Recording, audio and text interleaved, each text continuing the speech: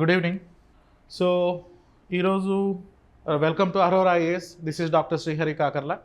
So TSPSC group 1కి సంబంధించి ఒక సెషన్, ఈ ఆన్లైన్ అండ్ ఆఫ్లైన్ సెషన్లో we are going to understand the answer writing methodology with respect to geography module as well as environmental problems and materials, reference books and దీనికి సంబంధించి మనం start చేయబోయే ఈ మాడ్యూలు అండ్ మిగతా అంశాలన్నీ ఏదైతే గ్రూప్ 1 మెయిన్స్కి ఇంపార్టెంట్గా ఉన్నాయో ఆ అంశాలన్నీ కూడా మనం ఇక్కడ డిస్కస్ చేసే ప్రయత్నం చేద్దాం. So the session is all about paper 2 section 3లో మెన్షన్ చేసినటువంటి ఇండియా అండ్ తెలంగాణ జియోగ్రఫీ మెయిన్స్లో ఉన్నటువంటి ఆ 50 మార్క్స్ పోర్షన్, అదేవిధంగా పేపర్ 4 సెక్షన్ 3లో ఉన్నటువంటి డెవలప్మెంట్ అండ్ ఎన్విరాన్మెంటల్ ప్రాబ్లమ్స్ అని 50 మార్క్స్కి ఉన్నటువంటి ఎకానమీలో పార్ట్గా ఉన్నటువంటి ఈ పోర్షను, అంటే టోటల్గా 100 మార్క్స్కి సంబంధించినటువంటి సిలబస్ అనాలిసిస్, ఆన్సర్స్ ఎలా, క్వశ్చన్స్ ఎలా వస్తాయి, ఎలా ఫ్రేమ్ చేస్తారు, అండ్ ఈ మధ్య యూపీఎస్సీలో వీటికి సంబంధించి సివిల్స్లో మారినటువంటి ట్రెండ్ ఏంటి, అది ఎలా మన స్టేట్ కమిషన్, తెలంగాణ కమిషన్ ఎలా ఇన్స్పిరేషన్గా తీసుకొని క్వశ్చన్స్ని ఎలా మార్చే అవకాశం ఉంటుంది, కంటెంపరీ ఇష్యూస్ని ఎలా జోడించుకోవాలి, ఆన్సర్లో ఉన్నటువంటి ఆ 200 వర్డ్స్ని మనం ఎలా జస్టిఫై చేయాలి, ఈ ఆస్పెక్ట్స్ అన్ని మనం ఇక్కడ డిస్కస్ చేద్దాం. ఆల్రైట్, దానికంటే ముందు స్మాల్ అనౌన్స్మెంట్ రిగార్డింగ్ దీనికి సంబంధించినటువంటి ఒక అనౌన్స్మెంట్ ఏంటంటే, మనకు తెలంగాణ గ్రూప్ 1కి సంబంధించినటువంటి మెయిన్స్ టెస్ట్ సిరీస్, అంటే this was code named as mission deputy collector. అంటే మనం తీసుకునే అరోరా ఐఏఎస్ చేపడుతున్నటువంటి ప్రతి ప్రోగ్రామ్కి కూడా ఒక కోడ్ నేమ్ అన్నది మనం ఇవ్వడం జరుగుతుంది. అదేవిధంగా ఈ తెలంగాణ గ్రూప్ 1కి సంబంధించినటువంటి ఈ code name mission deputy collector అనే ఈ ప్రోగ్రామ్ యొక్క విషయం ఏంటి అంటే, so it was mission deputy collector is an essentially answer writing practice program. సో ఇందులో టోటల్గా మనకు 32 సెక్షనల్ టెస్ట్స్ ఉంటాయి and every test is similar to the new examination pattern that has been released by the Telangana commission. ఎలాగైతే మనకు మామూలుగా ఈ trend ఎక్కడ ఉంటుందంటే యూపీఎస్సీ ఆప్షనల్లో ఉంటుంది. First question compulsory, second question compulsory, third question ARB, fourth question ARB, fifth question ARB, ఇలా టోటల్గా ఒక్కో సెక్షన్లో 8 క్వశ్చన్స్ ఇస్తారు. మన పేపర్లో 3 సెక్షన్స్ 3 సబ్జెక్ట్స్ ఉంటాయి కాబట్టి 8 × 3 24 క్వశ్చన్స్ వస్తాయి. వీటిలో first question, second question compulsory రాయాల్సి ఉంటుంది ఎవ్రీ సెక్షన్లో. అలా టోటల్గా 3 సబ్జెక్ట్స్లో first and second question 6 questions కంపల్సరీగా అయిపోతాయి. ఆ తర్వాత రిమైనింగ్ 3, 4, 5లో ఏదో ఒక క్వశ్చన్ని చూస్ చేసుకోవాల్సి ఉంటుంది. సో ఆ రకంగా మనం చూసుకుంటే ఒక్కో సెక్షన్లో మనం 5 క్వశ్చన్స్ రాయాల్సి ఉంటుంది. 3 సెక్షన్స్ కలిపి 15 క్వశ్చన్స్ రాయాల్సి ఉంటుంది. అంటే టోటల్గా మనకు వచ్చే 24 క్వశ్చన్స్లో 15 క్వశ్చన్స్ మనం అటెంప్ట్ చేయాల్సి ఉంటుంది. అండ్ అయితే క్వశ్చన్ నెంబర్ 1 యూనిట్ 1 నుండి వస్తుంది, క్వశ్చన్ నెంబర్ 2 యూనిట్ 2 నుండి, question number 3 unit 3, 4 unit 4, 5th unit 5 అని వస్తుందా? అలా రావడానికి అవకాశం లేదు. ఎందుకంటే last time TSPSC second time preliminary examination అయిపోయిన తర్వాత మెయిన్స్ ప్యాటర్న్లో చేంజెస్ తీసుకొని వచ్చి అప్పుడు ఈ విషయం చెప్పారు. So first question, second question compulsory అంటే ఫస్ట్ యూనిట్ నుండి, సెకండ్ యూనిట్ నుండి కంపల్సరీ క్వశ్చన్ వస్తుందా అని దాని అర్థమా అంటే కాదు అని కమిషన్ క్లారిఫై చేసింది. అయితే ఇప్పటిదాకా సోఫార్ ఉన్నటువంటి ప్రాక్టీస్ ఏంటంటే, ఫస్ట్ క్వశ్చన్ సాధారణంగా ఫస్ట్ యూనిట్ నుంచి వస్తూ ఉంటుంది, సెకండ్ క్వశ్చన్ సెకండ్ యూనిట్ నుండి, థర్డ్ యూనిట్ నుండి ఇలా వస్తూ ఉంటాయి. అయితే ఇక్కడ వచ్చే క్వశ్చన్స్ ఏ యూనిట్కి ఆ యూనిట్ వస్తాయా, లేకపోతే ఒకే యూనిట్ సంబంధించి 5 క్వశ్చన్స్ ఇస్తారా, ఫస్ట్ యూనిట్ సంబంధించి టోటల్గా 5 క్వశ్చన్స్, సెకండ్ యూనిట్ సంబంధించి లేకపోతే టోటల్గా 5 క్వశ్చన్స్ ఇలా వస్తాయంటే as of now there is no clarity. కానీ రెగ్యులర్ నడిచే ట్రెండ్ కనుక మనం గమనిస్తే ఫస్ట్ యూనిట్ నుండి ఫస్ట్ క్వశ్చన్, సెకండ్ యూనిట్ నుండి సెకండ్ క్వశ్చన్ ఇలా వస్తూ ఉంటుంది. సో అలా రావడానికి 90% ప్రాబబిలిటీ మనకు ఉంది. అలా ఏదైతే కొత్తగా తెలంగాణ కమిషన్ ఇచ్చినటువంటి మెయిన్స్ ఎగ్జామినేషన్ ప్యాటర్న్ ఉందో ఆ ప్యాటర్న్లోనే 32 సెక్షనల్ టెస్ట్ ఉంటాయి, 6 గ్రాండ్ టెస్ట్ ఉంటాయి. వీటితో పాటు జనరల్ ఎస్ఏ కూడా నేనే తీసుకుంటాను, మీకు అది ఫ్రీగా జనరల్ ఎస్ఏ మాడ్యూల్ అన్నది ఫ్రీగా నేను ఒక 10 థీమ్స్ తీసుకొని ఎన్విరాన్మెంట్ రిలేటెడ్ థీమ్స్ తీసుకుంటాను. అంటే ఎన్విరాన్మెంట్ అనే ఒక టాపిక్ తీసుకొని దానిలో environmental issues, climate change, international conventions, protocols, treaties and ఈ క్లైమేట్ చేంజ్, ఎన్విరాన్మెంట్ సంబంధించి ఓవరాల్గా కవర్ చేస్తాను. అండ్ విమెన్ ఇష్యూస్ అంటే విమెన్ పర్టికులర్గా విమెన్ రిజర్వేషన్, లేకపోతే విమెన్ లెజిస్లేషన్, లేకపోతే సెక్షువల్ హరాస్మెంట్ అది work place or PCPNDT act, ఇవన్నీ కాకుండా విమెన్ అన్న సబ్జెక్ట్ తీసుకొని ఆ విమెన్లో ఉన్నటువంటి అన్ని డైమెన్షన్స్ని మీకు డిస్కస్ చేస్తాను. సో అప్పుడు నేను మీకు ఫార్డర్ ఇస్తాను అనమాట. ఈ ఫార్డర్ని బేస్ చేసుకొని మీరు జనరల్ ఎస్సే రాయడానికి వీలు పడుతుంది. ఆ జనరల్ ఎస్సే మాడ్యూల్ కూడా మీకు ఫ్రీ ఆఫ్ కాస్ట్ మెంటర్షిప్లో భాగంగా, అంటే మిషన్ డిప్యూటీ కలెక్టర్లో భాగంగా ఈ ప్రోగ్రామ్ కూడా మీకు అందుబాటులో ఉంటుంది. సో టోటల్గా 32 గ్రాండ్ టెస్ట్ ఉంటాయి, 6 గ్రాండ్ టెస్ట్లు, 32 సెక్షనల్ టెస్ట్, టోటల్గా 38 టెస్ట్. ఎవ్రీ వీక్ 2 టెస్ట్స్ ఉంటాయి. సో ఆ టెస్ట్ అయిపోతూనే ఆ రోజు ఈవినింగ్ దానికి సంబంధించిన మోడల్ ఆన్సర్ టెంప్లెట్ మీకు ఇస్తాను, అంటే ఆ పీడిఎఫ్ కాపీ మీకు హ్యాండ్అవుట్స్ తీసుకొని మీకు ఇస్తాను. ఇవ్వడంతో పాటు ఆ ఆన్సర్ని మళ్ళీ ఇక్కడ ఆన్లైన్లో క్లాస్లో డిస్కస్ చేస్తాను. సో ఎందుకంటే ఎక్కువగా మన బయట ఇన్స్టిట్యూట్స్ ఏం ఫోకస్ చేస్తున్నారంటే ఆన్సర్ రైటింగ్ కేవలం రైటింగ్ ప్రాక్టీస్ పైన ఫోకస్ చేస్తున్నారు. మీకు ఎలిమెంట్ లేకుండా, లోపల కంటెంట్ అండ్ కాంపోనెంట్స్ లేకుండా మీరు ఎన్ని ఆన్సర్స్ ప్రాక్టీస్ చేసినా అది ఎక్సెల్ అవ్వదు. ఆన్సర్ ఎక్సెల్ అవ్వాలంటే మొదటి the most important aspect that need to be consider is the sound element has to be presented in your answer. ఆ తర్వాత ఇంట్రొడక్షన్లో ఎన్ని వర్డ్స్ ఉండాలి, ఎన్ని పారాగ్రాఫ్స్ ఉండాలి, అండ్ థిమాటిక్ స్టేట్మెంట్ ఎలా ఉండాలి, బాడీ పారాగ్రాఫ్స్ ఎలా ఉండాలి, కంక్లూజన్ ఎలా ఉండాలి, కంటెంపరీ ఇష్యూస్ని ఎక్కడ జాయిన్ చేయొచ్చు, మ్యాప్స్ ఎక్కడ వేయాలి, ఫ్లో చార్ట్స్ ఎక్కడ వేయాలి, ఇదంతా సెకండరీ. సో ఫస్ట్ ఏంటంటే దాంట్లో సౌండ్ ఎలిమెంట్స్ని మనం పెట్టగలగాలి. మన దగ్గర అడిగిన దానికి కనీసం ఒక 2-3 వ్యాలిడ్ పాయింట్స్ ఉంటే వాటి చుట్టూ మనం ఒక బిల్డింగ్ లాగా ఆలుకోవచ్చు. సో వ్యాక్యూమ్ని పెట్టి మీరు ఎంత అల్లినా సరే అది కోల్పోతాం.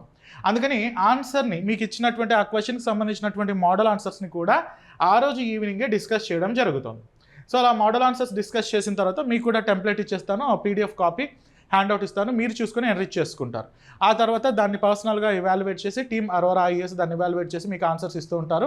Up to the mains examination, original Telangana group 1 mains examination వరకు ఎవ్రీ వీక్ మీరు ఈ ఫ్లోలో వెళ్ళిపోతూ ఉంటారు. ఒరిజినల్గా చెప్పాలంటే ఆ చేపను తోమడం కోసమే ఈ ప్రోగ్రామ్ని I have been design with uh team Aurora IAS, and నేను పర్సనల్గా ఈ ప్రోగ్రామ్ని డిజైన్ చేస్తున్నాను. సో ప్రాబబ్లీ మండే నుండి, అంటే 24th మండే నుండి ఈ classes mission deputy collector TSPSC group 1 mains examination ఇది స్టార్ట్ అవుతుంది. Remember the course is available in English medium only as of now. Telugu మీడియంకి సంబంధించినటువంటి కోర్సు నేను త్వరలో తీసుకొని వస్తాను. దీనికి సంబంధించి మీరు ఏదైనా ఇన్ఫర్మేషన్ కావాలి అంటే 9346265766 you will get that number after completion of our session also. I will share the number 9346265766. ఇది ఆన్లైన్ అండ్ ఆఫ్లైన్ మోడ్ రెండిట్లోనూ ఉంటుంది. యూట్యూబ్లో క్రింద డిస్క్రిప్షన్లో you will find app download link, దాంతోపాటు టెలిగ్రామ్ ఛానల్ లింక్, ఇన్ఫర్మేషన్ కూడా ఉంటుంది. You can catch that. And ఈ పీడిఎఫ్ ఫైల్ కూడా, ఈ షెడ్యూల్ కూడా మీరు డౌన్లోడ్ చేసుకోవాలనుకుంటే కింద డ్రైవ్ లింక్ ఇస్తాను, దాని నుంచి మీరు డౌన్లోడ్ చేసుకోవచ్చు. Moving on to our original session, Telangana group 1 mains geography module and development and environmental problems. దీనికి సంబంధించినటువంటి అంశాలను మనం డిస్కస్ చేద్దాం. ఇదేంటి ఈ programme? Basically what is this programme అంటే, this programme is all about, ఈ ప్రోగ్రామ్ యొక్క ఉద్దేశం ఏంటి అంటే, మనకు మెయిన్స్లో ఉన్నటువంటి, మెయిన్స్లో పేపర్ 2 సెక్షన్ 3లో ఉన్నటువంటి ఇండియా అండ్ తెలంగాణ జియోగ్రఫీ 50 మార్క్స్కి ఉంది. దాంట్లో ఉన్నటువంటి సిలబస్ ఏంటో నేను ఎక్స్ప్లెయిన్ చేస్తాను. సిలబస్తో పాటు దాంట్లో ఎలాంటి క్వశ్చన్స్ వస్తాయన్న ఆస్పెక్ట్స్ని కూడా నేను ఇక్కడ డిస్కస్ చేస్తాను. అదేవిధంగా మనకు పేపర్ 4 సెక్షన్ 3లో ఉన్నటువంటి డెవలప్మెంట్ అండ్ ఎన్విరాన్మెంటల్ ప్రాబ్లమ్స్ అని ఇచ్చారు. అది కూడా 50 మార్క్స్కి ఉంది. ఎకానమీలో భాగంగా ఉంది ఇది. సో దీనికి సంబంధించినటువంటి సిలబస్ ఏంటి, క్వశ్చన్స్ ఎలా రావడానికి అవకాశం ఉంటుంది, దీంట్లో కంటెంపరీ ఇష్యూస్, మొన్న మనం చూస్తే Telangana group 1 mains preliminary examination or UPSC preliminary examination కూడా చూస్తే ఇండియాలో ఎవ్వరు కూడా ఈ కంటెక్స్లో ఆలోచించారు. వెదర్ అంటే మీరు క్వశ్చన్స్ చూసారో లేదో నాకు అంత అవగాహన లేదు. క్వశ్చన్స్ కనుక మీరు చూస్తే వెదర్ చీతా రోర్స్ అన్నట్టుగా క్వశ్చన్ ఇచ్చారు. మన క్లాసెస్లో, రెగ్యులర్ క్లాసెస్లో నేను చీతా మియావ్స్, చీతా నెవర్ రోర్స్ అన్న విషయం వీడియోస్తో కూడా చూపించాను. చీతా మియావ్ అని అరుస్తుంది, ఇట్స్ ఎ బిగ్ క్యాట్. అందుకనే ఇంటర్నేషనల్ బిగ్ క్యాట్ అలియన్స్ అన్నది న్యూస్లో ఉంది. టైగర్ సెన్సెస్తో పాటు ఇంటర్నేషనల్ బిగ్ క్యాట్ అలియన్స్ని కూడా మీరు చూసుకోవాలని యూట్యూబ్లో నా ఫ్రీ వీడియోస్ ఇప్పటికి కూడా ఉంటాయి. You can catch that. ఎలా మనం అంత ప్రిసిషన్గా విత్ అట్మోస్ట్ యాక్యురసీతో మనం అలా చెప్పగలుగుతున్నాం? ఏదైనా టెక్నిక్ ఉందా అంటే yes, technique is going through the current issues. ఎప్పుడైతే మనం కరెంట్ ఇష్యూస్లో స్ట్రాంగ్గా ఉంటామో, ఎప్పుడైతే పేపర్ రీడింగ్లో మనం స్ట్రాంగ్గా ఉంటామో, అప్పుడు ఈజీగా మనం క్వశ్చన్స్ని ప్రిడిక్ట్ చేయడానికి అవకాశం ఉంటుంది. అలా ప్రిడిక్ట్ చేసిన థీమ్స్, క్వశ్చన్స్ అన్నీ కూడా ఇక్కడ నేను డిస్కస్ చేస్తాను. సో మనకు paper 2 section 3 Geography India and Telangana Geography అని మెన్షన్ చేశారు. దానికి సంబంధించిన సిలబస్ చూపిస్తాను అండ్ సిలబస్తో పాటు ఏ మెటీరియల్స్ చదవాలి ఏంటి అన్న విషయాలు కూడా మనం డిస్కస్ చేద్దాం. సో ఈ paper 2 section 3 Geography of India and Telangana అని మెన్షన్ చేశారు. ఇది 50 మార్క్స్. దీంతో పాటు ఇండియన్ హిస్టరీ సెక్షన్ 1 అది ఇండియన్ హిస్టరీ 50 మార్క్స్కి ఉంది అండ్ తెలంగాణ హిస్టరీ 50 మార్క్స్కి ఉంది. ఆ తర్వాత ఇండియా అండ్ తెలంగాణ జియోగ్రఫీ 50 మార్క్స్కి ఉంది. ఇది పేపర్ 2 సెక్షన్ 3. ఆ ఆస్పెక్ట్ని ఆ టాపిక్ని నేను ఇక్కడ డిస్కస్ చేస్తున్నాను. రిమెంబర్ మనకి ఇక్కడ ఫస్ట్ ఎలిమెంట్ అంటే మీరు చాలా సందర్భాల్లో నేను చూస్తూ ఉంటాను మళ్ళీ స్టూడెంట్స్ పోయి టెంపరేచర్ ఇన్వర్షన్ అంటే ఏంటి, అట్మాస్ఫెరికల్ కాంపోజిషన్ అంటే ఏంటి, impact of ocean currents on local climates ఏంటి, సైక్లోన్ ఫార్మేషన్స్ ఇలాంటివన్నీ మళ్ళీ చదువుతుంటారు. Remember we don't have physical geography here. ఇక్కడ మనకు ఫిజికల్ జియోగ్రఫీ లేదు. ఫిజికల్ జియోగ్రఫీ అంటే ఏంటి అని మీకు అనుమానం వచ్చింది అనుకోండి, ఏంటి సార్ ఫిజికల్ జియోగ్రఫీ అంటే మాకు తెలియదు అంటే మీరు ప్రిలిమ్స్ రాసి కూడా వేస్ట్ ఇంకా. సో ఫిజికల్ జియోగ్రఫీ అంటే భౌతిక భూగోళ శాస్త్రం అంటే జియోమార్ఫాలజీ, ఓషనోగ్రఫీ, క్లైమేటాలజీ ఈ మూడింటిని కలిపితే ఫిజికల్ జియోగ్రఫీ అని అంటాం. ఇవి మనకు ప్రిలిమ్స్లో ఉంటాయి. ఎర్త్ ఇంటర్నల్ స్ట్రక్చర్ అని, ఓషన్ కరెంట్స్ అని, ఓషన్ సెలైనిటీ అని, టెంపరేచర్ ఇన్వర్షన్, కోరియోలిస్ ఫోర్స్ ఇలాంటివన్నీ మనకు ప్రిలిమ్స్లో ఉంటాయి. అవన్నీ మీరు ప్రిలిమ్స్లో చదివేశారు. ఇక్కడ మనకు మెయిన్స్లో ఆ కోణం లేదు. Only Indian Geography. ఫిజికల్ జియోగ్రఫీని అప్పుడప్పుడు మహానుభావులు వరల్డ్ జియోగ్రఫీ అని మార్చి చదువుతుంటారు. వరల్డ్ జియోగ్రఫీ కాదు. ప్రపంచ భూగోళ శాస్త్రం చదవాలి అంటే మీ జీవితం సరిపోదు అండ్ ప్రపంచంలో ఉన్నటువంటి మేధావుల యొక్క రెఫరెన్స్లు కూడా మనకు సరిపోవు. ప్రపంచ భూగోళ శాస్త్రాన్ని మనం చదవాల్సిన అవసరం లేదు. భౌతిక భూగోళ శాస్త్రం అంటే ఫిజికల్ జియోగ్రఫీ చదువుతాం. Physical geography comprises of geomorphology, oceanography, climatology. Anyway we don't have this portion in the మెయిన్స్లో ఇది మనకు లేదు. ఉన్నదేంటి Indian geography and Telangana geography. అందుకనే క్లియర్గా geography of India and Telangana అని మెన్షన్ చేశారు. వీటిలో టోటల్గా 5 యూనిట్స్ ఉన్నాయి. ఒక్కో యూనిట్ నుండి ఒక క్వశ్చన్ రావడానికి అవకాశం ఉంటుంది. ఫస్ట్ యూనిట్లో నుండి ఒకే క్వశ్చన్ వస్తుంది, కంపల్సరీ క్వశ్చన్. సెకండ్ యూనిట్ నుండి ఒకే క్వశ్చన్ వస్తుంది, అది కూడా కంపల్సరీ క్వశ్చన్. థర్డ్ యూనిట్ నుండి 2 క్వశ్చన్స్ వస్తాయి, ఏఆర్బి ఏదో ఒకటి రాయాల్సి ఉంటుంది. ఫోర్త్ యూనిట్ నుండి ఏఆర్బి ఏదో ఒకటి రాయాలి. ఫిఫ్త్ యూనిట్ నుండి ఏఆర్బి ఏదో ఒకటి రాయాలి. ఒక్కొక్క క్వశ్చన్కి 10 మార్క్స్ ఉంటాయి. టోటల్గా 50 మార్క్స్ వెయిటేజ్. ఒక్కొక్క క్వశ్చన్ రఫ్లీ 200 వర్డ్స్ ఉండాలి. 200 వర్డ్స్ అంటే ఎలా? 200 వర్డ్స్ అంటే ఎట్లా మేము రాసేటప్పుడు ఎంచుకోవాలన్నా అంటే ముందు ఎంచుకోవడం మీరు అలవాటు చేసుకోవాలి.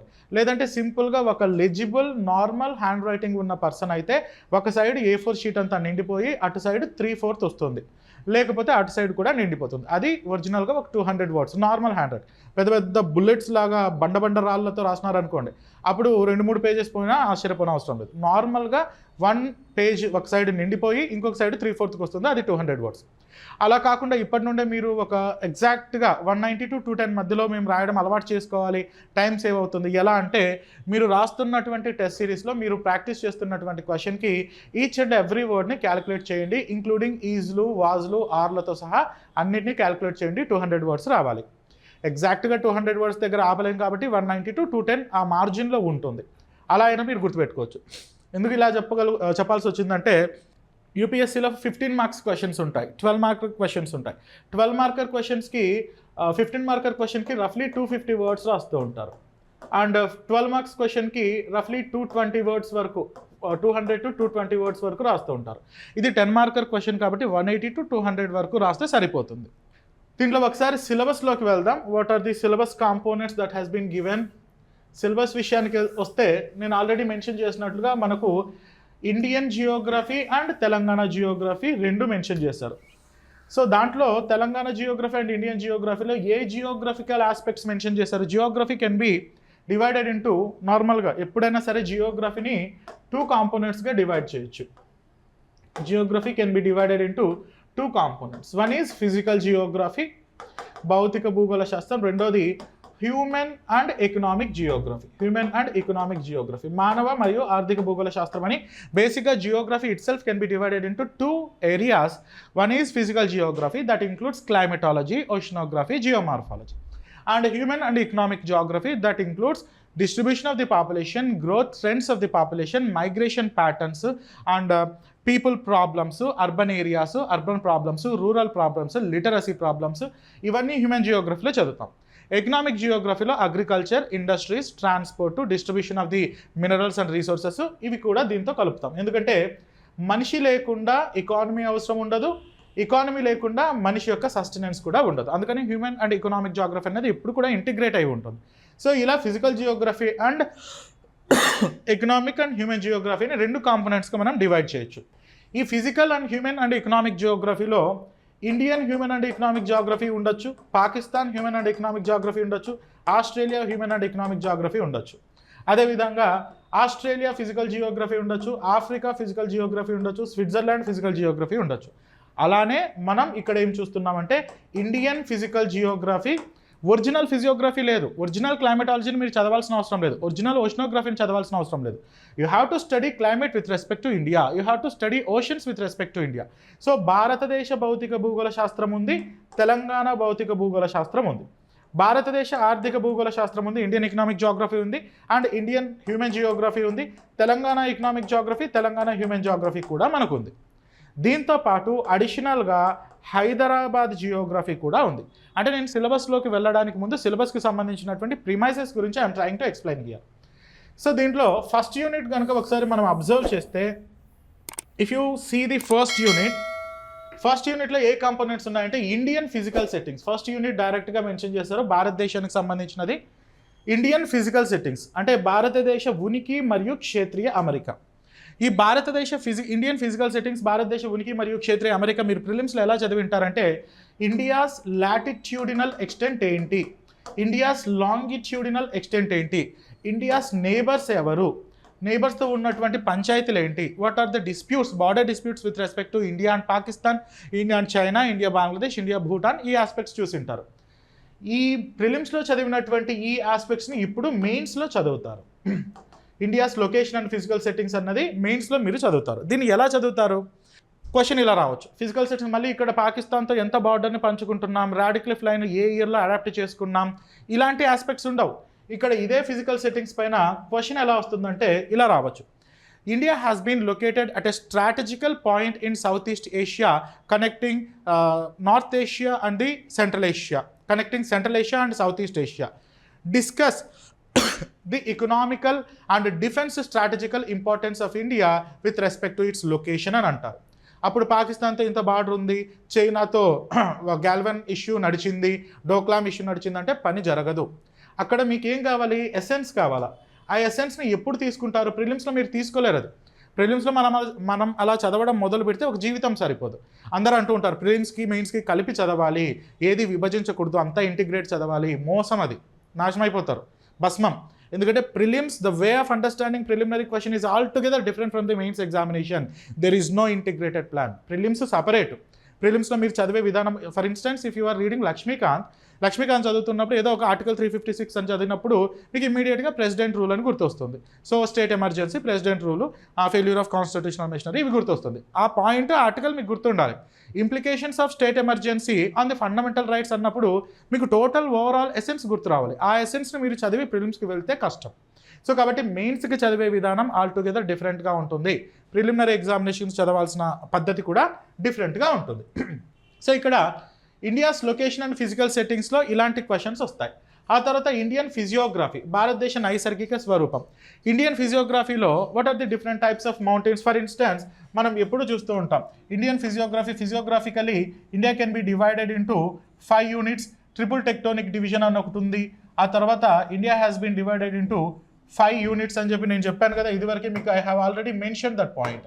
సో భారతదేశ ఉనికి మరియు క్షేత్రీయ అమెరికా అన్నప్పుడు Karakoram, Ladakh, Zaskar, Kailash, great Himalayas, middle Himalayas, Shivalik Himalayas and మిర్మి, Mishmi, abhor, డఫ్లా, పట్కాయిబం, Naga hills, Manipur hills.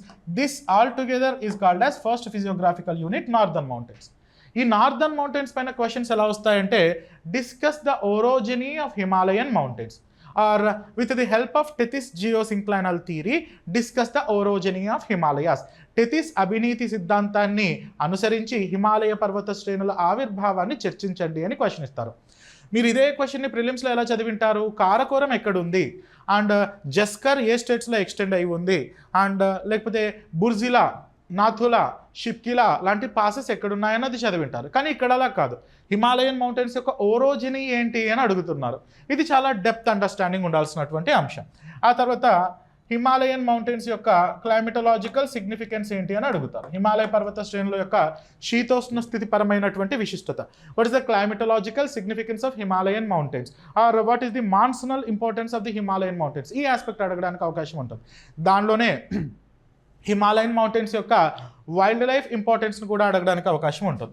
అలా మనకున్నటువంటి second physiographical unit Ganga Brahmaputra plains and third physiographical unit peninsular plateau యొక్క mineral distribution, fourth physiographical unit coastal plains దాని యొక్క ప్రాముఖ్యత, and fifth physiographical units Lakshadweep and Andaman and Nicobar దానికి సంబంధించినటువంటి మెయిన్స్ పర్స్పెక్టివ్లో థిమాటిక్ క్వశ్చన్స్ రావడానికి అవకాశం ఉంటుంది. పేరు చూడండి, సింపుల్గా ఫిజియోగ్రఫీ అనే వదిలేశారు. But the physiography includes this larger arena that need to be understood very keenly. ఎందుకంటే మన కంపిటీటర్స్ అన్న వాళ్ళు ఎలా ఉన్నారో, ఎంత బలంగా ఉన్నారో మనకు తెలియదు. దట్స్ వై మనము అందరికంటే టాప్లో ఎక్సెల్ అవ్వాలి. ఆల్వేస్ రిమెంబర్, మీరు ఏం మైండ్లో పెట్టుకుంటారంటే ఎగ్జామ్స్ రాయాలి, మంచి మార్కులు వస్తాయి. అఫ్కోర్స్ ఇది ఎలాగైనా ఉంటుంది. But remember, keep in mind, top 20 ర్యాంక్స్లో ఉండాలి అని పెట్టుకోండి. టాప్ 20 ర్యాంక్స్లో ఉంటేనే నాకు ఆర్డీఓ వస్తుంది, టాప్ 20 ర్యాంక్స్లో ఉంటేనే డిప్యూటీ కలెక్టర్ అవ్వగలను అన్న ఆస్పెక్ట్ని మీరు పెట్టుకుంటేనే, లేకపోతే చాలా కాంపిటీషన్ ఉంటుంది. ఇన్ఫ్యాక్ట్ ఈసారి సివిల్స్లో ఎక్కువ మంది తెలుగు స్టేట్స్ నుండి రాయకపోవడానికి గల కారణం, ఎస్పెషల్లీ తెలంగాణ నుండి రాయకపోవడానికి గల కారణం, తెలంగాణ గ్రూప్ 1 ఎట్లయినా ఈసారి కొట్టాలి. ఎందుకంటే నా ఫ్రెండ్సే చాలామంది ఉన్నారు, నాన్ లోకల్లో ఐపీఎస్ ఐఏఎస్గా పనిచేసేదానికంటే కూడా లోకల్లో ఆర్డీఓ, డిప్యూటీ కలెక్టర్ ఆర్ డిఎస్పీగా పనిచేయడం అన్నది చాలా ఉత్తమం.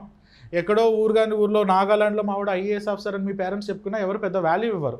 మావిడ పక్క జిల్లా లేకపోతే హన్మకొండ డిప్యూటీ కలెక్టర్ అన్నారు అనుకోండి, అదొక క్రేజ్. ఎందుకంటే because we have been here for that kind of craze. ఆ పొజిషన్ కోసం వచ్చాం, అంతే కదా. రాష్ట్ర సేవ కోసం, దేశాన్ని ఉద్ధరించడం కోసం, ఇలాంటి దానికోసం వచ్చామా? అవన్నీ ఏమైనా కథలు ఉంటే ఈవినింగ్ డిస్కస్ చేసుకోవచ్చు. కానీ honestly saying, this is what we have been appearing for this examination. So this is, పేరులోనే మనకు ఫిజియోగ్రఫీ అని ఉంది అంతే. అంటే దానిలో అంత డెప్త్ ఆఫ్ అండర్స్టాండింగ్ ఉండాల్సినటువంటి అవసరం ఉంది. ఇది ప్రిలిమ్స్లో చదివి ఉంటారా? చదవరు. 99% ఆఫ్ ది ఆస్పిరెంట్స్ చదవరు. ఇన్ఫ్యాక్ట్ అది చదవాల్సిన అవసరం కూడా అక్కడ ఉండదు. And coming to the drainage, ఇక్కడ నదీ వ్యవస్థ డ్రైనేజ్ ప్యాటర్న్స్లో ప్రిలిమ్స్లో అనుకోండి, గాగ్రా దేనికి ట్రైబ్యూటరీ, సరయు దేనికి ట్రైబ్యూటరీ, గోదావరి ఎక్కడ పుడుతుంది, మార్బల్ వాటర్ ఫాల్స్ ఏ రివర్ ఫామ్ చేస్తుంది, ఇలా చూసింటారు. కానీ ఇక్కడ మెయిన్స్ పర్స్పెక్టివ్లో డ్రైనేజ్ ప్యాటర్న్లో మిమ్మల్ని ఎలా అడుగుతారంటే, integration of rivers is having its own advantages or disadvantages, critically examine the statement, ఇలా అడుగుతారు. మనకు నదుల అనుసంధానానికి సంబంధించి తలెత్తే సమస్యలు, సవాళ్ళు, వినియోగాల గురించి అడిగే అవకాశం ఉంటుంది. ఈసారి ఈ క్వశ్చన్ రావడానికి చాలా ఎక్కువ స్కోప్ ఉంది. ఎందుకంటే we are having Ken Betwa link canal.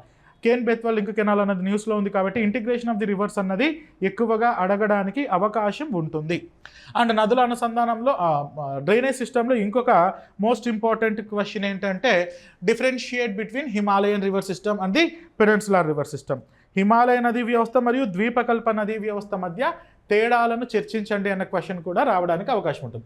ఈ ఆస్పెక్ట్లో ప్రిలిమ్స్లో కొంతవరకు చదివే ఉంటారు, కానీ ఇక్కడ కొంచెం ఆర్గనైజ్డ్గా డివైడ్ చేసుకుని పేజ్ని left side Himalayan river system and right side river system వేసుకొని ఆ రెండింటికి మధ్య డిఫరెన్సెస్ని మనం చూద్దాం. సో రివర్స్, వాటి యొక్క ఆరిజిన్ ప్లేస్, వాటి యొక్క డిఫరెన్సెస్, ఇవన్నీ. క్లైమేట్, ఇది మీరు రాసి పెట్టుకోండి. క్లైమేట్లో మాన్సూన్స్ పైన, monsoons and El Niño, La Niña, IOD Indian Ocean dipole, MJO Madden Julian oscillations and Gilbert Walker circulations, El Niño southern oscillations. ఈ ఆస్పెక్ట్స్ అన్ని నేను క్లియర్గా డిస్కస్ చేస్తాను with the help of neat labelled map. ఇవన్నీ కూడా ఇంపార్టెంట్. ఎల్నైనో లేకుండా యూ కాంట్ ఇమాజిన్ క్వశ్చన్. ఎందుకంటే ఇప్పుడు మనకు లానీనా సీజన్ స్టార్ట్ అయింది, కొంచెం బెటర్గానే మాన్సూన్స్ ఉండబోతున్నాయి. So monsoons are called as real finance ministers of India because monsoons impacts the weather and thus the economy of a particular country. That's why monsoons ఎక్కడ ఉన్నా, అది ఎస్ఎస్సి సీజీఎల్ కావచ్చు, constable examinations కావచ్చు, UPSC mains కావచ్చు, geography optional కావచ్చు, monsoons forms very important. I will discuss that. And rainfall variability, ఇది ఒక కొత్త విచిత్రమైనటువంటి టాపిక్. ఇది rainfall variability in India in fact ఆప్షనల్స్లో కూడా ఎప్పుడు అడగలేదు. రెయిన్ఫాల్ వేరియబిలిటీ, వర్షపాత వ్యత్యాసం. See we're having the rainiest places, wettest places in the world, and India is also having driest places and hottest places in the world. That's why India can be safely called as a sub continent. భారతదేశం ఒక ఉపఖండం అని ఎందుకంటారు? మాసిండ్రంలో మనకు annual 1221 centimetres of rainfall పడుతుంది. ఒకరోజు మాసిండ్రంలో పడే వర్షము జైసల్మీర్లో, రాజస్థాన్లో జైసల్మీర్లో 20 సంవత్సరాలకు పడే వర్షపాతానికి సమానం. వెట్టెస్ట్ ప్లేసెస్ మన దగ్గరే ఉన్నాయి, డ్రైయెస్ట్ ప్లేసెస్ కూడా మన దగ్గరే ఉన్నాయి, హైయెస్ట్ ప్లేసెస్ మన దగ్గరే ఉన్నాయి, అండ్ మోడరేట్ క్లైమటాలజికల్ కండిషన్స్ మన దగ్గరే ఉన్నాయి. And India is not only biodiverse, it is a mega biodiverse. 4 biodiversity hotspots ఉన్నాయి, 18 బయోస్పియర్ రిజర్వ్స్ ఉన్నాయి, ఆల్మోస్ట్ 107 నేషనల్ పార్క్స్ ఉన్నాయి, ఆల్మోస్ట్ 82 రామ్సర్ సైట్స్ ఉన్నాయి. సో ఇంత జీవ వైవిధ్యము, ఇంత జనాభా, ఇవన్నీ ఉండడం వల్ల భారతదేశం నిజంగానే ఒక ఉపఖండం, అంటే ఒక కాంటినెంట్కి ఉండాల్సిన లక్షణాలన్నీ మనకు ఉన్నాయి. కాబట్టి రెయిన్ఫాల్ వేరియబిలిటీ అని ప్రత్యేకంగా మెన్షన్ చేశారు అంటే ఖచ్చితంగా ఫ్లడ్స్ గురించి, డ్రాట్స్ గురించి అడుగుతారు. ఇక్కడే డిజాస్టర్ మేనేజ్మెంట్ కోణం కూడా వస్తుంది. ఆ డిజాస్టర్ మేనేజ్మెంట్ కోణంలో I will also discuss disaster management act 2005. And ఇక్కడితో ఆ తర్వాత నుండి సాయిల్స్, వెజిటేషన్. ఈ సాయిల్స్ అనేది ఎకనామిక్ జియోగ్రఫీ. వెజిటేషన్, ఇండియాలో ఉన్నట్టు నేను ఇదివరకు చెప్పినట్టుగా India is not only biodiverse, it is a mega biodiverse.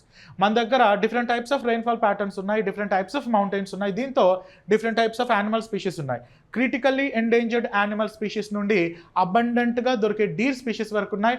Already extinct అయినటువంటి Asiatic cheetah, Himalayan quail and Sumatran rhinoceros లాంటి ఎన్నో యానిమల్స్ కూడా మనకున్నాయి. According to the Botanical Survey of India, India hosts 45,000 of plant species and 91,000 of animal species. India is just 0.5% of geographical area, but it hosts almost 2% of world wildlife and vegetation. ఉన్నదేమో ఇంత చిన్న country, కానీ ప్రపంచవ్యాప్తంగా ఉన్నటువంటి 2% జీవ వైవిధ్యాన్ని భారతదేశం occupy చేసి ఉంది. అందుకని India is not just a biodiverse, it is a mega biodiverse. That's why uh diversities పైన క్వశ్చన్స్ రావడానికి అవకాశం ఉంది. ఎలా అడుగుతారు?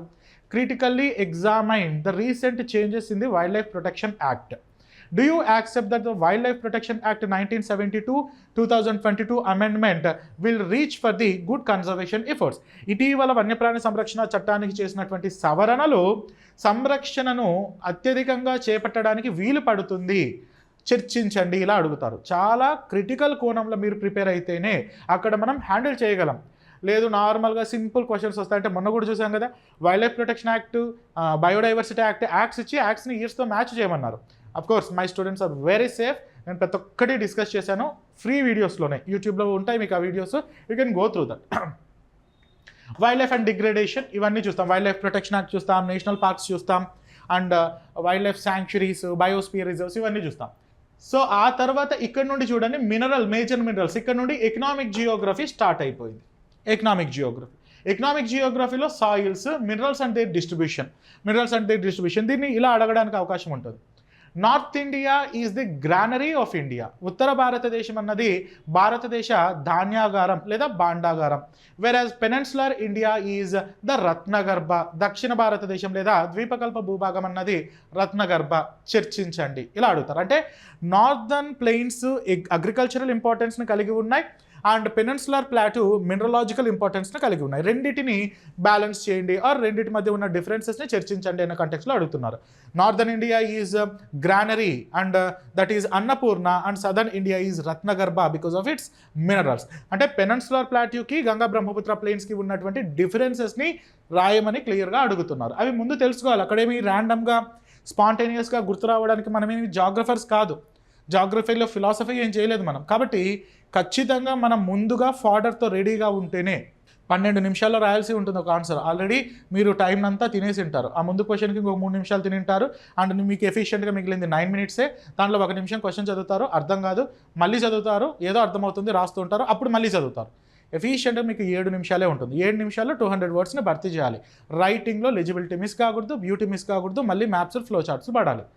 చాలా స్ట్రెస్లో రాయాల్సి ఉంటుంది. ఇదంతా ముందుగా మనం ఎంత షార్పెన్ చేస్తున్నాం మన స్వర్డ్స్ని అన్న దానిపైన ఆధారపడి ఉంటుంది. సో ఇదంతా ఎకనామిక్ జియోగ్రఫీ. ఎనర్జీ క్రైసిస్, విచిత్రంగా ఎనర్జీ క్రైసిస్ ఈ సిలబస్ ఫ్రేమ్ చేసేటప్పటికి ఇండియాలో కోల్ క్రైసిస్ ఉంది, అందుకనే ఎనర్జీ క్రైసిస్ అని ప్రత్యేకంగా ఇవ్వడానికి ఒక పాయింట్ ఉంది అక్కడ. అండ్ మరీన్ రీసోర్సెస్, ఇండియాలో ఉన్నటువంటి మెరైన్ రీసోర్సెస్ గురించి కూడా క్వశ్చన్స్ వస్తాయి. అంటే ఫస్ట్ యూనిట్లో ఏం చూసాం, Indian physical geography, Indian economic geography. Second unit economic geography continuation, Indian economic geography continuation. Agriculture, green revolution, white revolution, pink revolution and industrial and primary sector agriculture, secondary sector manufacturing and industries, tertiary sector trade, transport policies and human populations, urbanisation కూడా ఇచ్చారు. అంటే మొదటి unit అంతా భారతదేశ భౌతిక భూగోళ శాస్త్రం and Indian economic జియోగ్రఫీలో కొంచెం పార్ట్. సెకండ్ యూనిట్ అంతా కూడా ఇండియన్ ఎకనామిక్ జియోగ్రఫీ. ఇందులో ఇండస్ట్రీస్ వస్తాయి, ఇండస్ట్రియల్ పాలసీస్ వస్తాయి, ఎక్స్క్లూజివ్ ఎకనామిక్ జోన్స్ వస్తాయి, సెజ్జులు వస్తాయి, ఇండస్ట్రియల్ ఇటీవల తీసుకొచ్చినటువంటి ఫారిన్ డైరెక్ట్ ఇన్వెస్ట్మెంట్స్ ఇవన్నీ కూడా వస్తాయి. Remember Indian కంటెక్స్ట్లోనే.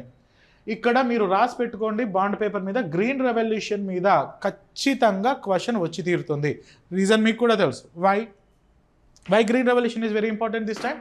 Because of M.S. Swaminathan, who was the architect of Green Revolution, the father of Green Revolution in India. And moreover, he recently expired last year and also got Bharat Ratna. Green Revolution మైండ్లో ఉందంటే ఆటోమేటిక్గా white revolution కూడా వస్తుంది. ఎందుకంటే green revolution కంటే కూడా sustainable aspect white revolution. That is the reason why earlier in optional this question has been asked. White revolution is more sustainable and inclusive than that of green revolution. శ్వేత విప్లవం హరిత విప్లవం కన్నా అద్భుతమైనటువంటి సమ్మిళిత సుస్థిర వృద్ధిని సాధించింది, చర్చించండి అని అడిగారు. వైట్ రెవల్యూషన్ ఆపరేషన్ ఫ్లడ్స్ గురించి ఖచ్చితంగా రాయాలి. Operation floods, veterinary programmes, pasteurisation centres, dairy cooperatives, milk cooperatives and fodder development programme ఇవన్నీ రాయాలి. Because India's milk production in the world in the year 2014 or 15, the total milk production in India is more than half of the total milk production of the world. ప్రపంచంలో ఉత్పత్తి అయ్యే పాల కంటే కూడా భారతదేశంలో ఉత్పత్తి అయ్యే పాలు చాలా ఎక్కువ. And now India's contribution to the global milk production per annum is more than 27% as of now. ఇదంతా అచీవ్మెంటే కదా, ఆ అచీవ్మెంట్ పైన క్వశ్చన్స్ వస్తాయి. White revolution, green revolution. Remember, mark the statement, ఖచ్చితంగా వచ్చి తీరుతాయి questions. Coming to the third unit ఇక్కడ మనం తెలంగాణలోకి ఎంటర్ అయ్యాం. Indian physical geography, Indian economic geography. ఇప్పుడు తెలంగాణ ఫిజికల్ జియోగ్రఫీ ఇచ్చారు. ఏమని ఇచ్చారు?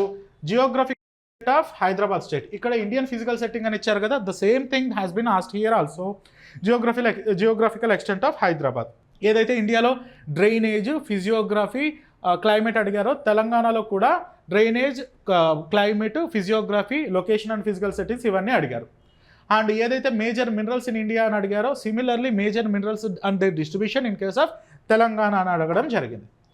ఫోర్త్ యూనిట్ ఇండియా, అక్కడ second unit Indian agriculture, Indian industries, Indian transportation అడిగారు కదా, ఇక్కడ తెలంగాణ అగ్రికల్చర్ గురించి అడిగారు. ఇక్కడ మీకు ఖచ్చితంగా రావడానికి అవకాశం ఉన్నటువంటి area cotton production in Telangana, because Telangana is one of the leading states in cotton production.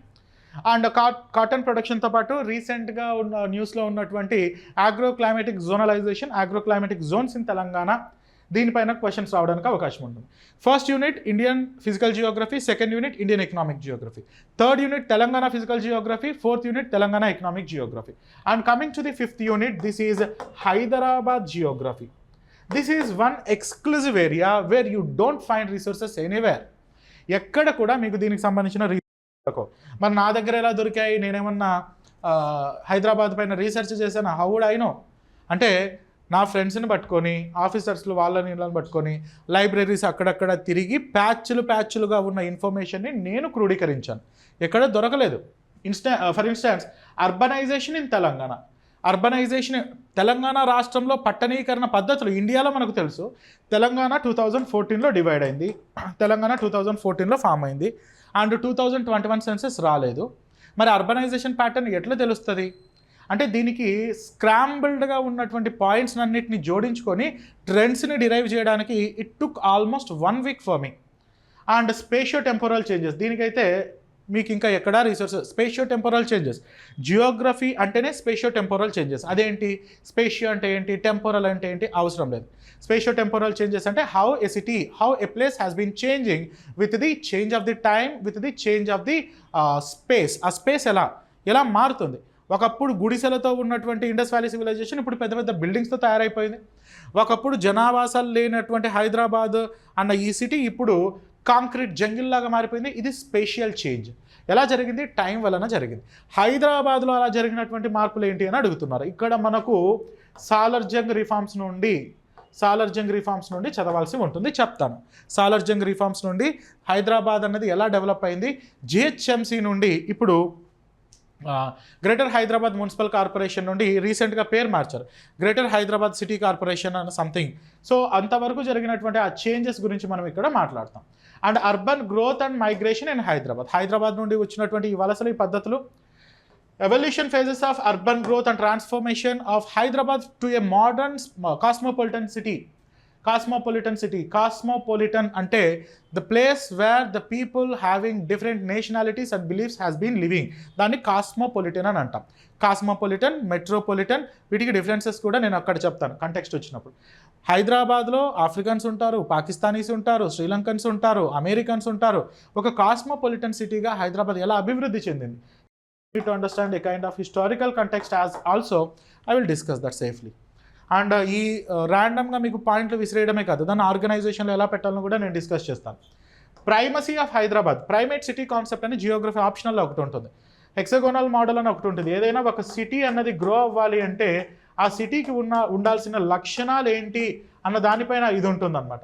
So Hyderabad అన్నది డెవలప్ అయితే పక్కన ఉన్న ఏ సిటీ డెవలప్ అవ్వదు. హైదరాబాద్ డెవలప్ అయితే అటు వరంగల్ డెవలప్ కాదు, అటు నార్త్లో ఆదిలాబాద్ వరకు డెవలప్ కాదు, ఇటు విశాఖపట్నం వరకు కూడా డెవలప్ కాదు. ఎందుకంటే Hyderabad sucks that urban patterns because of its growing nature. అర్బనైజేషన్లో ప్రైమేట్స్ అని కూడా వింటుంటారు చూడండి, జలగలు. సో అలా జలగలాగా పీల్చేస్తుంది. హైదరాబాద్ అనే ఒక అర్బన్ ఏరియా ఇంకా ఏ అర్బన్ ఏరియా డెవలప్ కాకుండా అలా పీల్చేస్తుంది. అలా పీల్చుకోవడానికి కారణాలు ఏంటని అడుగుతున్నారు. It was very surprising that ఇలాంటి కంటెక్స్ట్ ఆప్షనల్లో కూడా చాలా రేర్గా అడుగుతూ ఉంటారు. Will see that. City structure, మనం ఏమన్నా ఈ జిహెచ్ఎంసీలో ఉద్యోగాల కోసం ట్రై చేస్తున్నామా? సిటీ స్ట్రక్చర్ ఏంటి, సిటీ స్ట్రక్చర్ కూడా తెలుసుకోవాలి. ఓల్డ్ సిటీ, న్యూ సిటీ, పాత బస్తీలు ఎక్కడ ఏమున్నాయి ఏంటి, ఈవెన్ మెట్రో స్టేషన్స్ ఇవి కూడా తెలుసుకోవాల్సినటువంటి ఆవశ్యకత ఉంది. ఇండస్ట్రియల్ ఎస్టేట్స్, ఇక్కడ మనకు Shamirpet, biotechnology park, IT hub, pharma city, ఇవన్నీ కూడా డిస్కస్ చేయాలి. ఓఆర్ఆర్, ఔటర్ రింగ్ రోడ్డు, ఇప్పుడు రీజనల్ రింగ్ రోడ్డు కూడా చదవాలి, RRR కూడా ఉంది. ORR, outer ring road, Hyderabad metro problems.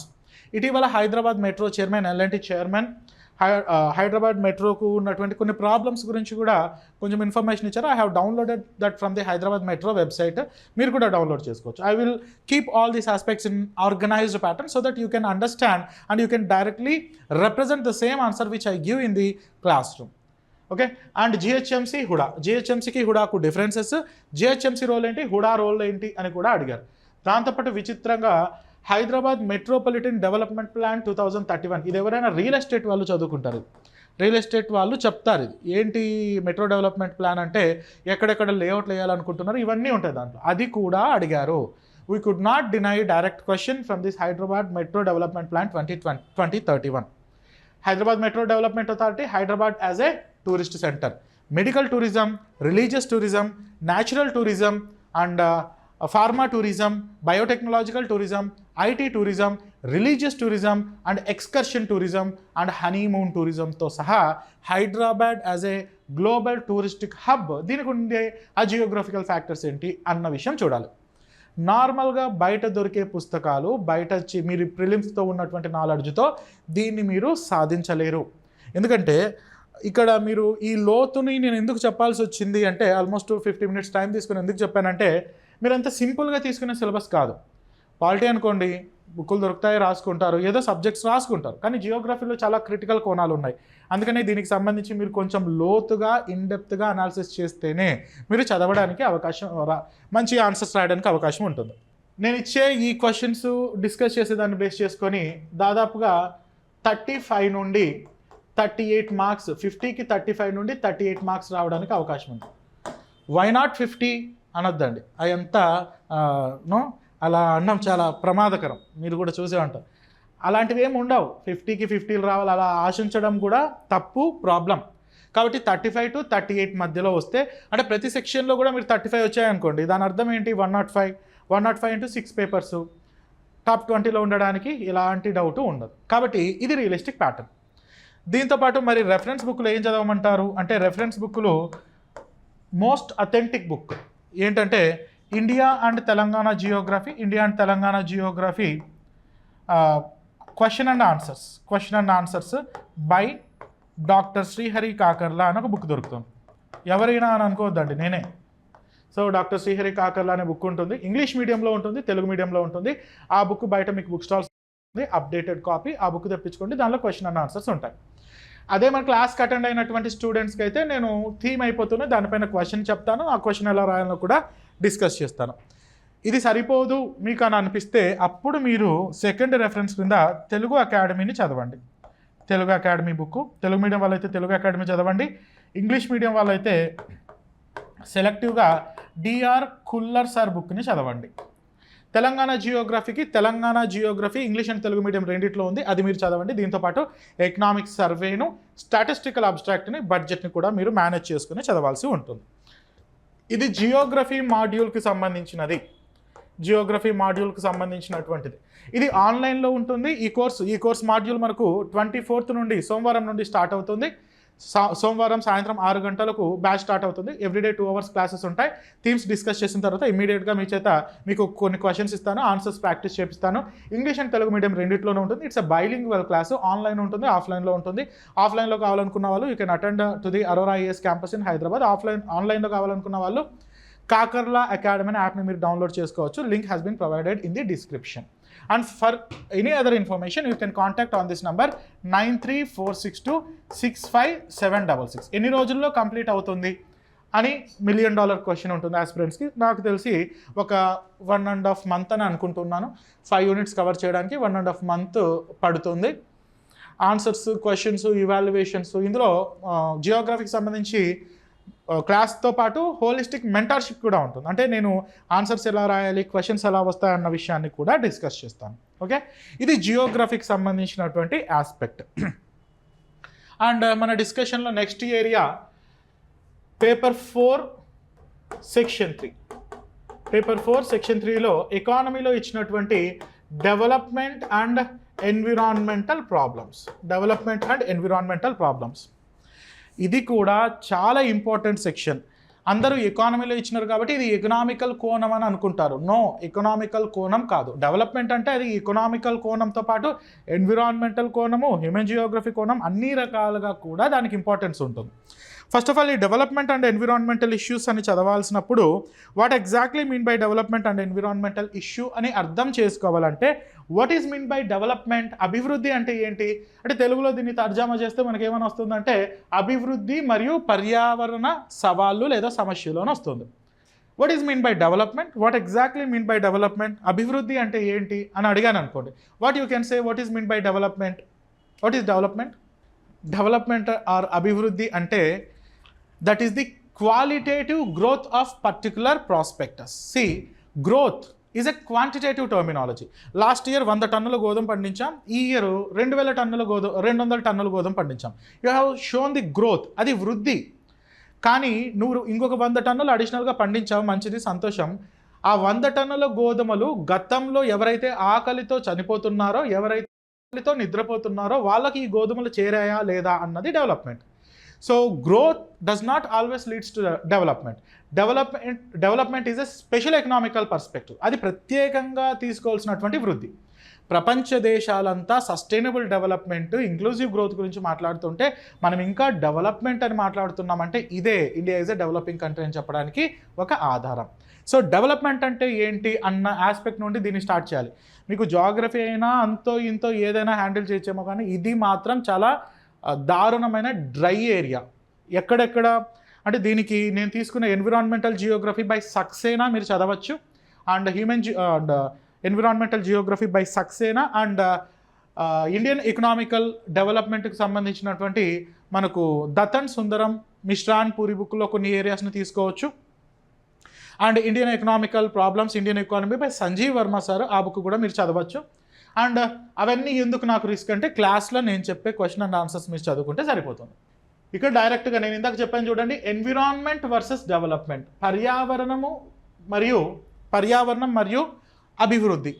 ఎప్పుడైనా ఈ క్వశ్చన్ అన్నది ఎప్పుడూ మనకు న్యూస్లోనే ఉంటుంది. పాలిటీలో ఎలాగైతే the tussle between judiciary and executive ఎప్పుడూ ఒక గందరగోళం, SP Gupta case, first judges case, ఎలాగైతే మనం పదే పదే అది ఇవాల్వ్ అయ్యి కొలీజియం సిస్టమ్ వచ్చి ఆ తర్వాత కొలీజియం సిస్టమ్ పెరిగిపోతే అలా వచ్చిందో ఎన్విరాన్మెంట్ డెవలప్మెంట్ అన్నది ఎప్పుడూ ఉంటుంది.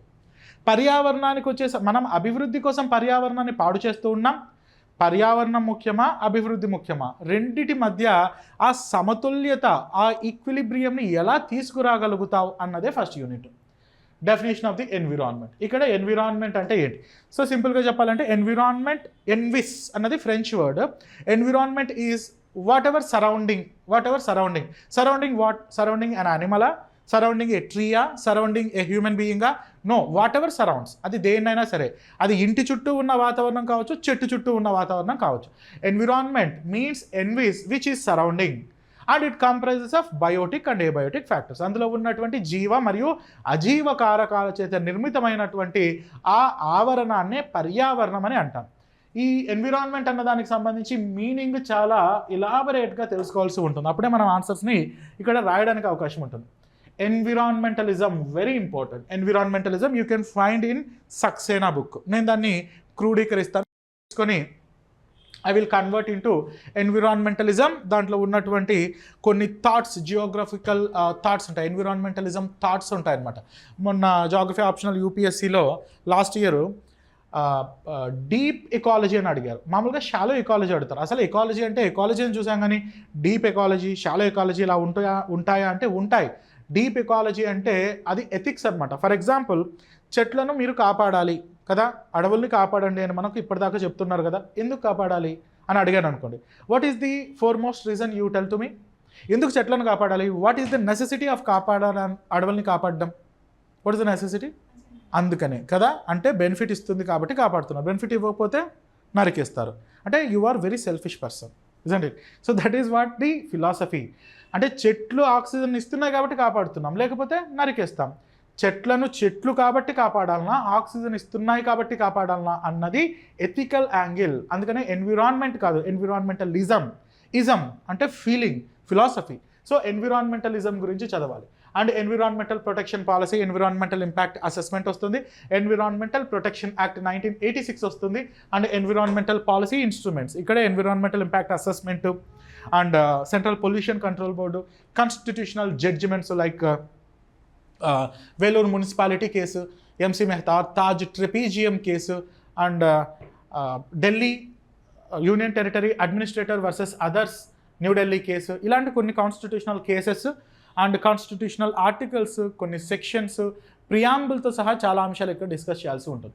ఇది టోటల్గా ఎన్విరాన్మెంట్కి సంబంధించినటువంటి ఆ ఇజం, ఆ ఫిలాసఫీ గురించి ఉన్నటువంటి. సెకండ్ యూనిట్ న్యాచురల్ రీసోర్సెస్ అని మెన్షన్ చేశారు, అంటే సహజ వనరులు లేదా ప్రకృతి వనరులు. ఇందులో అడవుల వర్గీకరణ, రిజర్వ్ ఫారెస్ట్ అంటే ఏంటి, ప్రొటెక్టెడ్ ఫారెస్ట్ అంటే ఏంటి, అన్క్లాసిఫైడ్ కేటాయించబడని అడవులు అంటే ఏంటి, ఫారెస్ట్ కన్జర్వేషన్ యాక్ట్ 1927 కూడా ఇక్కడ చదవాలి. దాంతోపాటు కమర్షియలైజేషన్ ఆఫ్ ది ఫారెస్ట్ అన్నారు కాబట్టి ట్రెడిషనల్ ఫారెస్ట్ డ్వెల్లర్స్ యాక్ట్ అన్నది చదవాలి. కంపెన్సేటరీ ఫారెస్ట్రేషన్ మేనేజ్మెంట్ యాక్ట్, కంపా ఫండ్స్, దానికి సంబంధించినటువంటి ఇష్యూస్ కూడా చదవాల్సి ఉంటుంది. అండ్ అడవులతో పాటు వనరులలో ఇంకొక ఇంపార్టెంట్ వనరులు గ్రౌండ్ వాటర్ రీసోర్సెస్. ఈ మధ్య బెంగళూరు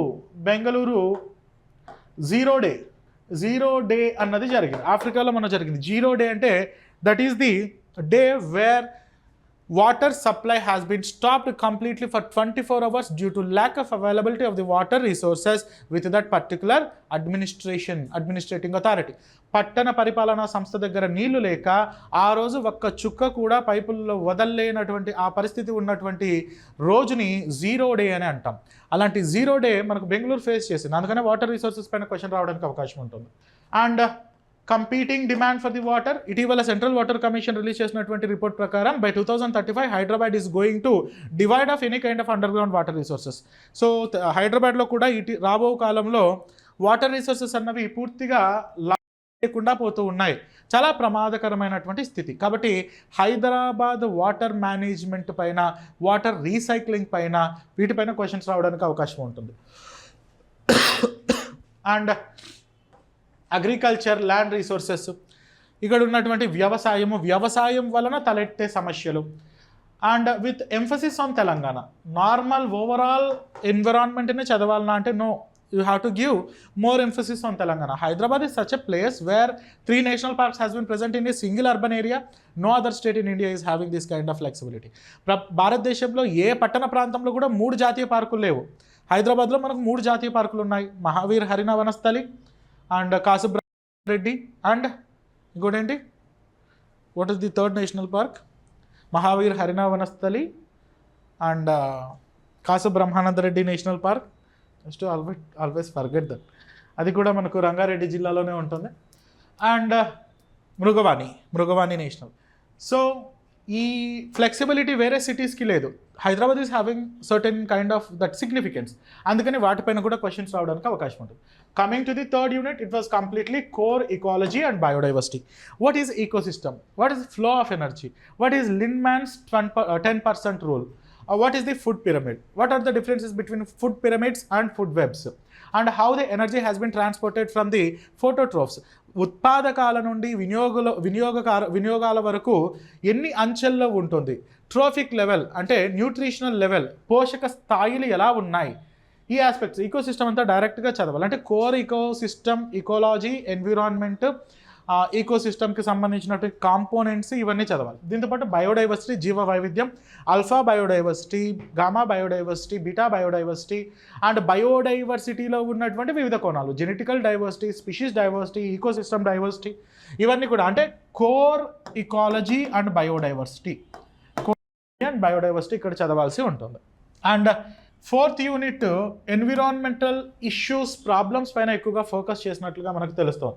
ఎందుకంటే environmental pollution, solid waste management and effecting solid waste generation, impact of recycling అనే అంటే sustainable practices of environmental problems పైన ఎన్విరాన్మెంటల్ ప్రాబ్లమ్స్ని చదివారు. ఇక్కడ వాట్ ఆర్ ద సొల్యూషన్స్ అన్న కోణంలో ఇక్కడ చదవాల్సి ఉంటుంది.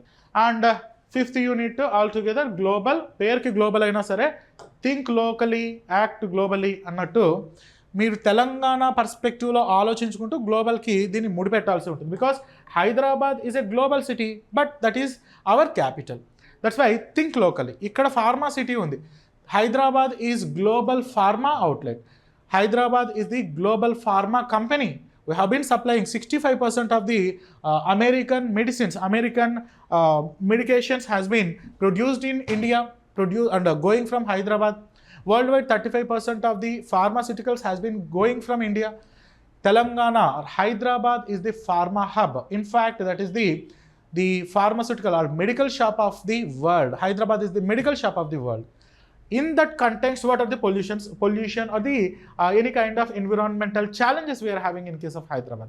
ఆ కోణంలో చదవాల్సి ఉంటుంది. దానికి సంబంధించి global warming, greenhouse, conference of parties, Rio earth summit, Brundtland commission, United Nations framework convention on climate change, United Nations convention to combat desertification and Nagoya protocol, Kyoto protocol, Paris climate deal and COP28 వరకు జరిగినటువంటి అన్ని conferences వాటి యొక్క ఎసెన్స్ని కూడా ఒక cohesive మేనర్లో మనం discuss చేయాల్సి ఉంటుంది. అనుకున్నంత సులువైన ఏరియా కాదు. And you need to score here at least 30 marks. ఇక్కడ కనీసం 30 మార్కులు మీరు స్కోర్ చేయాలి. అవి పడితేనే ఎకానమీలో అంత సీన్ ఉండదు. ఇక్కడ పడాలి, మార్కులు ఎక్కువ పడితే ఇక్కడ ఒక 30 పడితే అక్కడ ఒక 32, 33 2 సెక్షన్స్లో పడితే దాదాపుగా ఒక 90 నుండి 95 వరకు ఈ పేపర్లో స్కోర్ చేసుకోవడానికి స్కోప్ ఉన్న ఏరియా. కాబట్టి అంత ఈజీగా ఎలా వదిలేస్తాం? చేతిలో పని, అది మన చేతిలో పని. మనం బాగా ప్రాపర్గా హ్యాండిల్ చేస్తే ఎక్కువ మార్కులు రావడానికి అవకాశం ఉన్నటువంటి ఏరియా. అండ్ దీనిలో నేను క్వశ్చన్స్ని డిస్కస్ చేస్తాను, ఒక యూనిట్ని డిస్కస్ చేసి క్వశ్చన్ అండ్ ఆన్సర్ని కూడా డిస్కస్ చేస్తాను. అండ్ ఇది కూడా మనకు బైలింగ్వల్లో ఉంటుంది. అండ్ జియోగ్రఫీ ఒక ఫస్ట్ యూనిట్ అయిపోయిన తర్వాత ఎన్విరాన్మెంటల్ ఇష్యూస్ స్టార్ట్ చేస్తాను. అంటే July first week or second వీక్లో నుండి ఎన్విరాన్మెంటల్ ఇష్యూస్ అన్న ఈ మాడ్యూల్ 50 మార్క్స్ మాడ్యూల్ స్టార్ట్ చేస్తాను. ఇది కూడా బైలింగ్వల్లో ఉంటుంది. క్వశ్చన్ అండ్ ఆన్సర్స్ ఉంటాయి.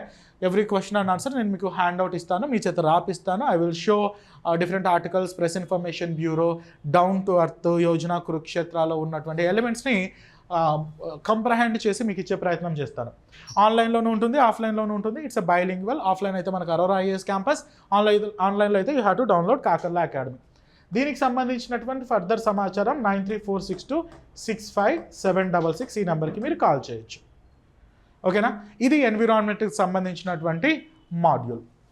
సో ఫార్ నేను ఏం చెప్పాను మీకు అంటే జియోగ్రఫీకి సంబంధించినటువంటి 50 marks bilingual module offline and online రెండు కూడా 24th నుండి స్టార్ట్ అవుతున్నాయి. అండ్ ఇది పేపర్ 2 సెక్షన్ 3. అదేవిధంగా environmental issues development and environmental problem paper 4 section 3. ఇది కూడా 50 మార్క్స్. ఇది జూలై 1st వీక్ నుండి స్టార్ట్ అవుతుంది. ఇది కూడా బైలింగ్వల్ ఆఫ్లైన్ అండ్ ఆన్లైన్లో ఉంటుంది. టెస్ట్ సిరీస్ కూడా అంటే టెస్ట్ సిరీస్ సపరేట్. దీనిలో నేను మీకు క్లాస్లో కొన్ని క్వశ్చన్స్ రాపిస్తాను కానీ సపరేట్గా టెస్ట్ సిరీస్ పెట్టను. సపరేట్గా టెస్ట్ సిరీస్ ప్రోగ్రామ్ సపరేట్గా ఉంటుంది. ఆ టెస్ట్ సిరీస్ ప్రోగ్రామ్ మీకు కావాలంటే మీరు జాయిన్ అవ్వచ్చు. ఫీజెస్ ఎంత, ఎన్ని నెలల్లో అయిపోతుంది, ఫీ స్ట్రక్చర్ ఎలా ఉంటుంది, ఇన్స్టాల్మెంట్స్ ఏమైనా, హ్యాండ్అవుట్స్ ఏమైనా ఇస్తారా, ఈ అంశాలన్నీ మీరు తెలుసుకోవాలంటే 9346265766 అనే ఈ నెంబర్కి మీరు కాల్ చేయొచ్చు. సోమవారం నుండి మనకు మాడ్యూల్ స్టార్ట్ అవుతుంది.